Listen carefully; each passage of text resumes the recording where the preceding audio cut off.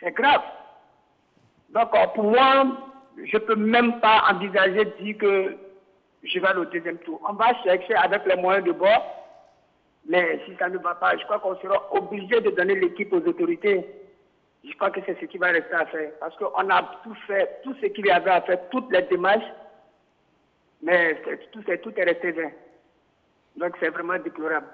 Nous, on aime Gagnoua, nous sommes nés à Gagnoua, on s'est sacrifié pendant 4 ans, mais s'il n'y a personne pour nous venir en aide, c'est vraiment grave.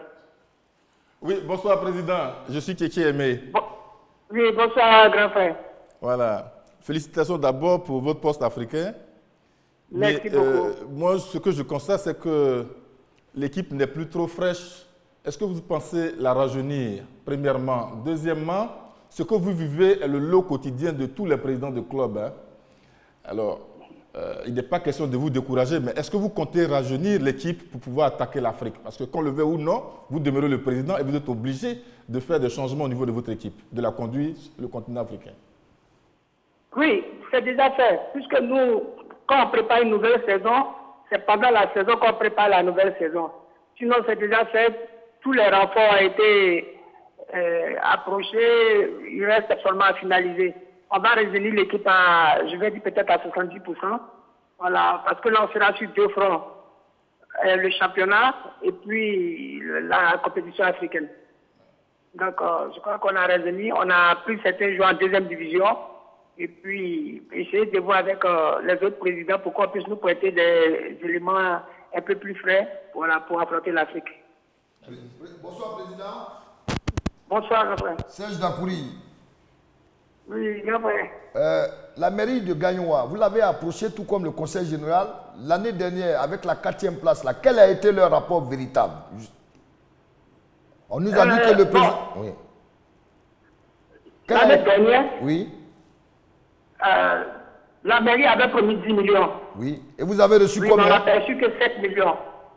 Et le conseil général? Maintenant, le conseil régional, au moment de l'AG, le directeur des sports même nous a dit qu'il a vu le papier de la subvention. Voilà, que 10 millions étaient alloués au Sporting Club de Gagnoua, ce qui était déjà approuvé. L'argent est venu, mais ça a servi à faire d'autres choses. Ah bon? Parce qu'on dirait que le président du conseil régional dit le président du Sporting Club de Gagnoua a trop d'argent, on ne doit pas lui donner encore de l'argent, il faut prendre cet argent à faire d'autres choses. Alors, donc on n'a perçu même pas 5 francs. Ah. Alors, Président, c'est dommage. Président, est-ce que vous envisagez de démissionner? Non. Comment? Est-ce que vous envisagez de démissionner? Oui, moi franchement, c'est ce que j'ai dit. On va se réunir en comité directeur. Je suis en fait de mon mandat. Donc, à l'Assemblée, si je vois qu'il n'y a rien à l'horizon, pour ne pas être ridicule, je serai obligé de laisser le tableau aux autorités de la ville. Parce que là, je suis fatigué. Voilà. Mais vous voulez une question? Pas une question, je voulais juste féliciter le président et comprendre que eh bien, nous avons tous perçu le message qu'il nous a donné, même pas pendant qu'il parle, mais lors du match du dernier match, la 26e journée, on a vraiment perçu que Gagnoua doit avoir de nouveaux joueurs parce que Gagnoua a dû aligner son président sur la feuille de match. Voilà, en tout cas, merci à vous. Merci à vous, Président, pour votre participation. Nous allons nous intéresser, messieurs, à l'Africa Sport d'Abidjan, l'Africa Sport qui revient sur la scène internationale. Dago Charles, l'Africa, ça va être aussi difficile pour vous? Non, je ne crois pas. L'Africa a connu une fin de saison terrible, super fin de saison. Je crois que pour ma part, l'Africa, pour moi, est la meilleure équipe de l'année, cette année 2014-2015. Oui, avec tout ce qu'elle a connu, le président Omar Alexis a su revigorer le moral de ces jeunes gens-là, nonobstant les problèmes. Et ces jeunes gens ont fait montre d'une certaine qualité de détermination, de rigueur, jusqu'à choisir une des compétitions, des 2 compétitions, ou le championnat ou la coupe, et puis gagner véritablement la coupe et se qualifier pour l'Afrique. Pour moi, l'Africa, c'est la meilleure équipe de la saison. Elle a été très constante. Il faut reconnaître que les 3 premières journées, elle a été première, et après, elle est restée dans le haut du tableau. Depuis la 8e, 7e place jusqu'au du fini, 4e pour moi, l'Africa a été vraiment super cette saison. Maintenant, cela dit, l'Africain est habitué, surtout avec un monsieur comme Alexis, qui lui, bourlingue dans le milieu de l'Africain depuis plus de 30 ans. Il connaît l'Afrique déjà. Peut-être que ce sont les joueurs de l'Africain eux-mêmes qui ne connaissent pas l'Afrique, mais les dirigeants connaissent l'Afrique. Et donc, les différents dirigeants sauront ce qu'il faut faire pour pouvoir s'adapter aux compétitions africaines. À ce niveau-là, je n'ai pas suffisamment, j'ai pas peur, mais ma crainte réside sur la question financière. Baba Alexis a tellement crié cette année par manque de moyens que je me dis qu'avec encore l'Afrique, ce qui va nécessiter encore beaucoup plus de moyens, où est-ce qu'il va les avoir pour pouvoir remettre l'Afrique à flot? C'est un peu ma grande interrogation. Tu aimé? Oui, l'Afrique, c'est d'abord l'esprit de la compétition. C'est ça. Quand on dit le sang sur le gazon, c'est l'esprit de la compétition. Ils disent eux-mêmes que les grands clubs ne meurent jamais. Voilà. On pensait que l'Africa Sport était fini. Il y a une saison, l'Africa a frôlé la deuxième division en perdant un match par forfait. Mais l'Africa a su renaître de ses cendres pour pouvoir sortir la tête haute cette année avec Baba Alexis comme président. Mais l'Africa aussi a un public qui lui est fidèle. Et avec ce public-là, ils vont jouer à Abidjan. Donc ils seront prêts ces supporters seront près de leur équipe. Ça va encourager les jeunes gens à aller de l'avant. Seulement, son attaque, l'attaque de l'Africa, peine. L'attaque de l'Africa peine. La défense est stable. Le milieu de terrain, il y a de très bons éléments. Les locaux et consorts, ce sont de très bons joueurs, mais l'attaque peine. J'espère que le président Alexis Gbagbo attendra mon cri de cœur pour pouvoir nous ramener des années en arrière où tu avais des garçons comme Brima Kamara, oui, tous ces garçons-là, Sam Touré, des vrais joueurs, des vrais buteurs. Il faut qu'ils aillent chercher ce genre de garçons dans le village. Parce qu'il y a des joueurs là-bas. Nous sommes nés dans les villages avant de venir ici. Non, mais c'est pas du village, c'est la Coupe d'Afrique. Non, attendez. C'est pas du village, c'est la Coupe d'Afrique. Tu tiens bien les secrets de l'Afrique. Mais écoutez, moi je vous dis, Charles est peut-être né à Abidjan, mais moi c'est du Gagnois que je suis venu en équipe nationale junior. Oui, du Sporting Club de Gagnois. Je suis du Sporting Club de Gagnois, je suis venu. Mais alors, vous croyez que le Sporting Club de Gagnois m'a pris où? Non. Je n'ai pas été pris dans un effort de formation. Non, au lycée. Ben voilà. Donc, il y a encore la méthode des tournois s'organise. On peut trouver des joueurs ici en Côte d'Ivoire. Mais il y a la filière étrangère qui existe toujours, qu'il faut encourager. Si on trouve les meilleurs, il faut les prendre. Voilà. Nous essayons d'avoir le président Alexis Gbagbo pour intervenir. Alors, Monsieur le Président, bonsoir. Oui, bonsoir.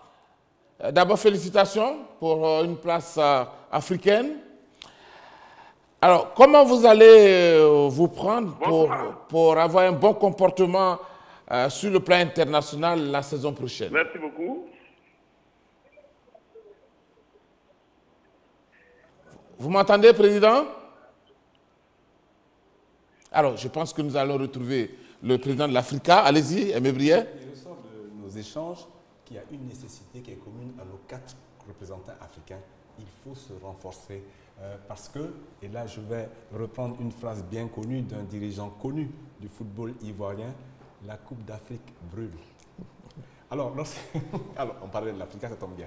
Alors, lorsque le président de l'AS Standard dit qu'il donne la priorité à la compétition, à la Ligue 1, n'est-ce pas? Eh bien, ce n'est pas un manque d'ambition, ce n'est pas de la fausse modestie, c'est une saine appréciation de la réalité de notre football. Mais il faut le comprendre au deuxième degré. Il veut assurer de manière pérenne une place au sommet du football ivoirien, en sachant bien que s'il réussissait dans son entreprise, il enclencherait plus d'expérience sur le plan africain, n'est-ce pas? Et c'est ça qu'il fallait comprendre derrière cette déclaration. Plus loin, il pourra ambitionner de participer à la phase de poule. Mais regardez un peu, je reviens à ce que dit Serge Dakouri, regardez un peu la phase de poule de l'ASEC l'année dernière. Il y avait le Léopard de Dolisie, il y avait le Coton Sport de Garoua, et du côté du COE, il y avait Sousse, il y avait le Cana Red Davids, mais c'est du gros, c'est du lourd et même du très lourd. Donc aujourd'hui, il faut prendre conscience qu'il y a un palier, voire 2 paliers à franchir pour être compétitif dans nos compétitions africaines. Parce que les autres aussi s'améliorent. Vous comprenez? Et regardez un peu aujourd'hui la configuration des différentes poules, que ce soit à la CAF ou que ce soit en Ligue des Champions. Eh bien, il n'y a que de très grands clubs professionnels. Eh bien, on va essayer de prendre le président de l'Africa, M. Alex Ivagba, bonsoir. Bonsoir.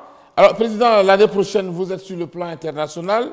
Est-ce que vous comptez déjà renforcer l'équipe de l'Africa Sport, l'effectif? En tout cas, je vous remercie. Moi, je pense que l'Africa revient de très loin. Et comme l'a dit Drago Charles tout à l'heure, nous sommes non seulement habitués des Coupes d'Afrique, mais nous avons eu une bonne fin de saison. Et cela est dû au recrutement de Saraka Norbert, qui, depuis qu'il est là, s'attelle non seulement à cet atelier, à non seulement sauver la saison. On a gagné la Coupe nationale, on a eu un bonus pour être 4e du championnat. Et nous allons donc nous réunir rapidement avec l'entraîneur pour qu'il nous dise tout ce qu'il a préparé, parce que je lui avais dit de préparer la Coupe d'Afrique, parce que j'étais pratiquement certain qu'on serait africain cette année. Donc on va se rencontrer, il va nous dire les joueurs qu'il souhaite libérer, les compartiments qu'il souhaite renforcer, les joueurs qu'il souhaite recruter, et en fonction de ça, nous allons chercher les moyens. Nous allons faire tout ce qui est à notre pouvoir, chercher les moyens pour lui mettre à disposition tous ces joueurs-là. Donc normalement, l'Africa Sport est prêt pour une compétition africaine. On ne fera pas pièce de figure là-bas. On est décidé à aller le plus loin possible. Alors, Président, est-ce que vous sentez une mobilisation des membres associés autour de vous aujourd'hui? Ah oui, la mobilisation des membres associés. Vous savez, tout ça, ça vient avec le résultat. Aujourd'hui, si vous voyez les statistiques, nous avons les meilleures recettes. Pratiquement tout le monde est venu, sauf peut-être les têtes dures. Mais moi, c'est ma chanson. Hein. J'appelle tout le monde à la réconciliation. Bientôt, on va faire une réunion de grande réconciliation pour que toute la famille participe à la vie du club. Voilà. Merci à vous, Président, pour votre participation à ce numéro de 3e mi-temps. Merci beaucoup. Merci. Alors, messieurs, avant de vous laisser continuer, je vais vous permettre de respirer encore un tout petit peu. Hein.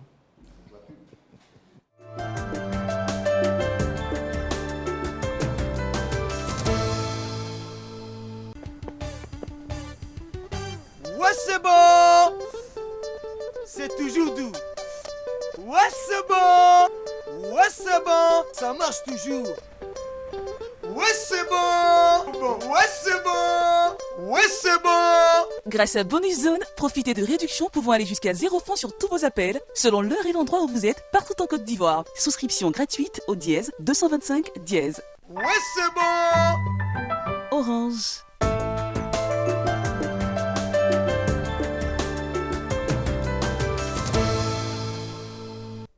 C'est Dakouré, allez-y pour votre intervention.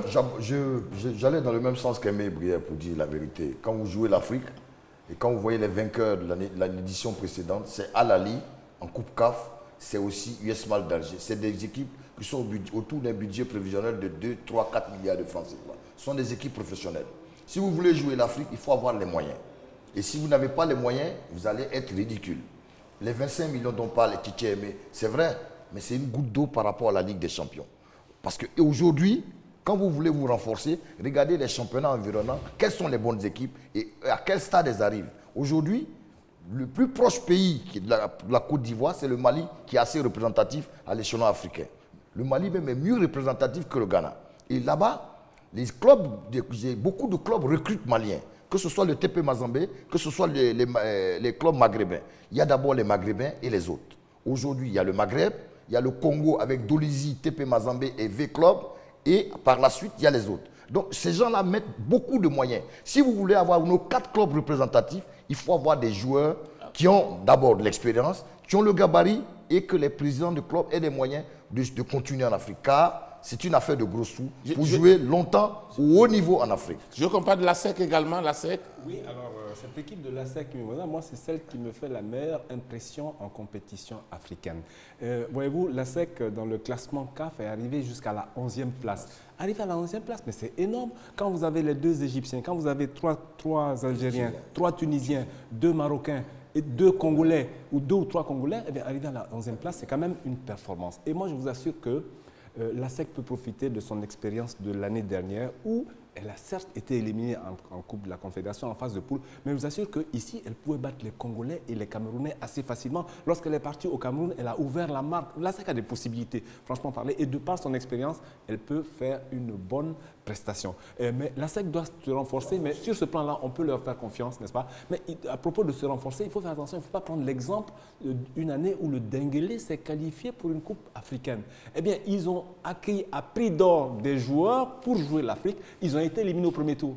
L'équipe a failli descendre en deuxième division. Pourquoi? Parce qu'ils se sont retrouvés avec des joueurs qui sont payés très cher et qui étaient démobilisés parce qu'ils sont venus pour jouer la Coupe d'Afrique des clubs, enfin la Coupe de la Confédération, et qui ont communiqué leur démobilisation à leur partenaire qui était là. Résultat, le Denguélé, cette année, a échappé de justesse à la relégation. Mais ce genre de défaut de casting, de manque dans le casting, on peut faire confiance aux dirigeants Mimo, n'est-ce pas? Et puis cette année, la SEC, il faut le dire, a eu, on parle de Bangali, mais la SEC, son buteur Guindo, a été constamment absent. C'est un Malien. Il est malien, il a joué les moins de 20 ans.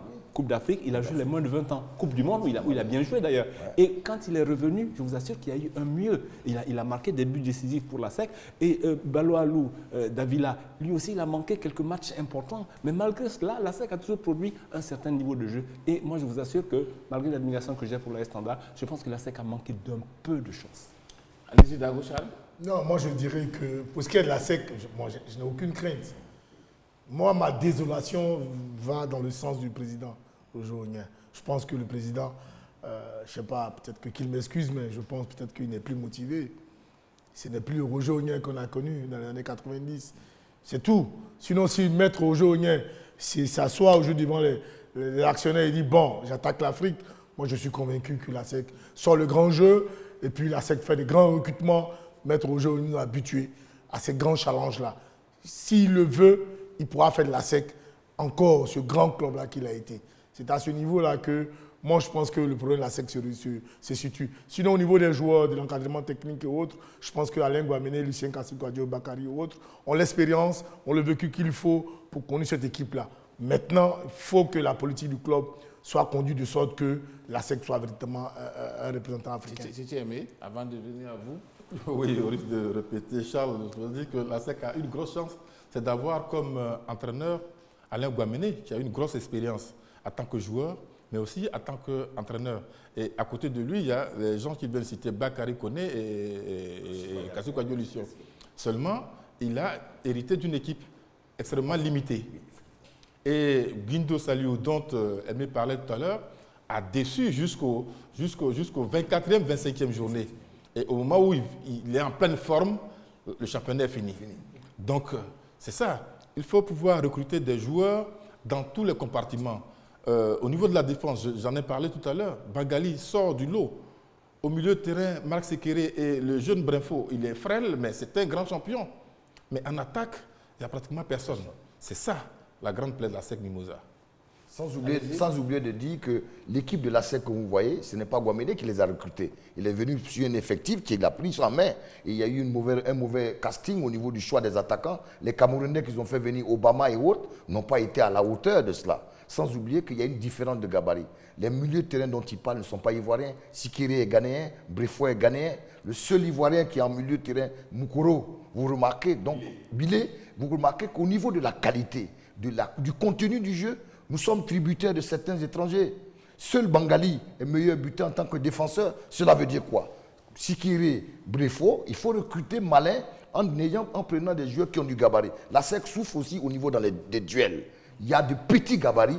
Et quand on va à l'échelon africain, contre TP Mazambé, contre US Mal d'Alger, contre Étoile du Sahel ou bien l'Espérance de Tunis, dans les duels, la SEC a un déficit. Donc il faut recruter du lourd au niveau des duels et aussi des joueurs qui ont un vécu africain. Alors, Prenez malin en recrutant des joueurs qui ont une expérience au Mali, au Ghana. Oui, Sébastien, que Serge m'excuse, mais il insiste trop sur le gabarit. C'est quoi le gabarit? Non, je suis désolé. Le footballeur africain est atypique. Nous sommes en moyenne, nous avons une taille en moyenne de 1m70, 1m75. Le footballeur africain. Dans la oui, généralement, depuis peu. Donc, tous nos grands joueurs, que ce soit Magui, Guel qui reçoit, Aboulaye Traoré, ce pas des gens qui sont très grands. Mais nous savons jouer au football. Et donc, ce qu'il y a lieu de faire, c'est qu'on n'insiste pas sur l'histoire de gabarit et autres. Recrutons, comme il le dit aussi, malin, en prenant des très bons joueurs, peu importe le gabarit. Parce que les duels ne sont pas seulement physiques, les duels aussi sont techniques. Si techniquement nous sommes doués, nous pouvons battre n'importe quelle équipe qui joue physiquement. Voilà, Président Sori, bonsoir. Oui, bonsoir. Alors, Président, d'abord, félicitations parce que vous avez bouclé la saison 2014-2015 dans de bonnes conditions d'ailleurs. Alors, pour nous, ce soir, ce qui nous intéresse un tout petit peu, c'est de savoir quel va être l'appui de la Fédération ivoirienne de football, pas en termes de finances, mais est-ce qu'il y aura quelques tournois qui vont être organisés pour accompagner ces 4 clubs qui vont représenter la Côte d'Ivoire sur le plan international pour peut-être, on ne sait pas si le championnat va commencer à temps ou pas. Est-ce que quelque chose est prévu dans ce sens? Merci. Tout d'abord, bonsoir à tous sur le plateau. Ce qui concerne l'appui que nous envisageons pour les équipes engagées en compétition. Alors, Président, on va vous reprendre parce qu'on a du mal à vous entendre. On va vous reprendre. Alors monsieur? Ce que je voulais dire, oui. Quand vous regardez les équipes jouer, la SEC a une culture de jeu bien connue, la possession du ballon, le jeu un peu à la barcelonaise. Ça, c'est connu, c'est une marque de fabrique, ASEC Mimosa, bien connue. Même quand vous amenez des éléments étrangers à l'équipe, il faut qu'ils se fondent dans cette mayonnaise. Mais quand vous avez vu le match ASEC-Sfax, mais comme vous voyez Sfax, mais qu'on a vu la différence au niveau des milieux de terrain qui avaient le jeu. Ils n'arrivaient pas à franchir les 18 mètres tunisiens parce qu'il y avait des armoires à glace. C'est vrai qu'ils parlent de duel technique, mais la SEC a souffert de ce déficit. Le seul qui a pu marquer le but encore, c'était Bangali, le défenseur. Donc là, à un moment donné, on parle de culture de jeu, oui, mais dans la différence dans les duels et tout, la SEC a eu un problème. On a eu un échantillon avec cela. Donc il faut en tenir compte. Alors on va s'intéresser maintenant, comment aider ces équipes à se préparer pour attaquer donc ces compétitions africaines au cas où il y a un retard au niveau de la reprise du championnat. Alors, il faut savoir qu'à côté des dispositions financières, il y a un certain nombre de dispositions qui sont prises par rapport au calendrier. Alors, la Fédération ne veut pas renouveler l'erreur de la première... Mais on revient à vous tout de suite. Président, bonsoir. Oui, bonsoir. Alors, Président, est-ce qu'il y a des dispositions prises pour aider ces équipes-là à se préparer pour attaquer les compétitions africaines? Oui, merci. Ce que nous faisons depuis quelques années, depuis pas mal d'années maintenant, au niveau de la fédération, c'est de pouvoir mettre à la disposition de ces équipes quelques moyens pour qu'elles puissent se renforcer et bien représenter. D'abord, il faut dire que le champion de Côte d'Ivoire touche maintenant la somme de 20 millions au titre du champion de Côte d'Ivoire. C'est-à-dire que la cagnotte du champion qui était de 6 millions est maintenant passée à 20 millions. Donc, en plus de votre trophée et de vos médailles, vous avez la somme de 20 millions. Ensuite, vous avez 25 millions pour ce qu'on appelle la dotation recrutement. Et après, vous avez 5 millions à chaque tour. Donc, pour un champion de Côte d'Ivoire, la cagnotte, c'est 50 millions au total. Commencez, c'est 50 millions. Alors, le vice-champion, c'est 25 millions pour recruter, plus 5 millions au premier tour. Donc, ça fait 30 millions. Et les équipes engagées en compétition africaine, en coupe de confédération, c'est 15 millions plus 5 millions au premier tour, donc ça fait 20 millions. Alors, si vous voyez un peu une équipe comme le Sioux il y a quelques années, et qui a bien avancé dans les tours qualificatifs, le a pu encaisser pratiquement la somme de 30 millions. 50 plus 30, 80 millions. Bon, donc ça, c'est aussi une façon pour nous d'accompagner les équipes. Alors, en dehors de cela, pour l'équipe qui arrive à se qualifier pour la phase de poule, on ne le faisait pas par le passé, parce qu'en phase de poule, vous avez une dotation de la CAF. Mais depuis 2 ans maintenant, nous avons commencé à payer quelque chose aux équipes engagées en phase de poule. Donc on peut déterminer un forfait pour accompagner ces équipes-là, malgré l'enveloppe que la CAF a à leur disposition. Donc voilà ce que nous faisons pour les appuis financiers. Alors, ce que nous avons fait une année quand le championnat n'a pas pu démarrer dans les délais, qui était prescrit par la Ligue, nous avons organisé un tournoi des Africains. Bon, alors, ce n'est pas impossible de mettre les équipes en jambes, mais nous allons commencer, nous prévoyons de démarrer la saison probablement à la mi-novembre. Bon, les équipes qui rentrent en liste dans les compétitions africaines commencent généralement pour les préliminaires en janvier, sinon début février. Donc nous aurons normalement, si nous commençons à la mi-novembre, on aura entre un mois et demi, 2 mois de compétition dans les jambes avant d'aborder le premier match des éliminatoires de la Coupe d'Afrique. Alors si d'aventure il y avait un retard, bon, on lancerait pourquoi pas notre tournoi des Africains pour permettre à nos équipes engagées en compétitions africaines de se mettre un peu en place. Voilà. Merci beaucoup à vous, Président Sori Diabaté, pour ces précisions qui vont donc accompagner ces équipes africaines engagées donc aux compétitions africaines. Messieurs, nous allons conclure tout de suite. Votre conclusion, 30 secondes. Mais pour moi, je dirais que ce championnat nous a révélé du suspense et ça a été très beau. Du début du championnat, de la première journée jusqu'à la 26e. Et je pense que Tanda est un beau champion. La force note pour moi, c'est qu'une équipe mythique comme le Stella redescend en 2e division. Et la palme au club de l'intérieur, pour moi, ça dure depuis 4 ans. C'est une très bonne chose. Merci à vous, Dago Charles. Non, moi je dirais félicitations à Tanda et puis que le président Séverin mette les moyens de sorte que cette équipe-là puisse véritablement nous représenter au plan africain.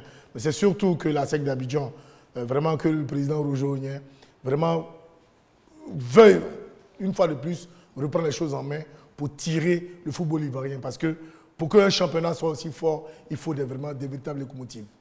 Chapeau à la Ligue professionnelle qui a su organiser ces compétitions. On a dû voir que les deux équipes que rencontraient la SEC et Tanda, à savoir Gagnoa et Korogo, ont joué le jeu jusqu'au bout. Donc on peut penser qu'on a eu, on peut dire qu'on a eu non seulement du succès, mais un beau champion. Donc à partir de là, nous allons prier pour que ces équipes-là nous représentent dignement. Mais il ne faut pas non plus s'engager dans des dépenses inutiles, extravagantes. Il faut recruter utile.